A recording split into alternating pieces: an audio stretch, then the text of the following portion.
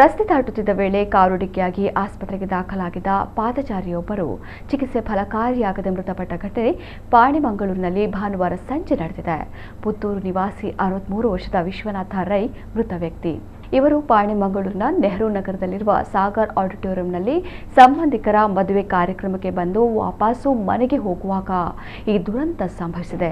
ಬಿಸಿ ರೋಡ್ನಿಂದ ಮೆಲ್ಕಾರ್ ಕಡೆಗೆ ಅತಿ ವೇಗದಿಂದ ಬಂದ ಕಾರೊಂದು ಡಿಕ್ಕಿಯಾಗಿ ಗಂಭೀರವಾಗಿ ಅವರು ಗಾಯಗೊಂಡಿದ್ದರು. ಕೂಡಲೇ ಸ್ಥಳೀಯ ಖಾಸಗಿ ಆಸ್ಪತ್ರೆಗೆ ದಾಖಲಿಸಿ ಪ್ರಥಮ ಚಿಕಿತ್ಸೆ ನೀಡಿ ಹೆಚ್ಚಿನ ಚಿಕಿತ್ಸೆಗಾಗಿ ಮಂಗಳೂರಿನ ದೇರಳಕಟ್ಟೆ ಖಾಸಗಿ ಆಸ್ಪತ್ರೆಗೆ ದಾಖಲಿಸಲಾಗಿತ್ತು. ಆದರೆ ಚಿಕಿತ್ಸೆ ಫಲಕಾರಿಯಾಗದೆ ಅವರು ಮೃತಪಟ್ಟಿದ್ದಾರೆ ಎಂದು ಪೊಲೀಸರು ತಿಳಿಸಿದ್ದು, ಘಟನಾ ಸ್ಥಳಕ್ಕೆ ಟ್ರಾಫಿಕ್ ಎಸ್ಐ ಆದರ್ಶ್ ಭೇಟಿ ನೀಡಿ ಪ್ರಕರಣ ದಾಖಲಿಸಿಕೊಂಡಿದ್ದಾರೆ.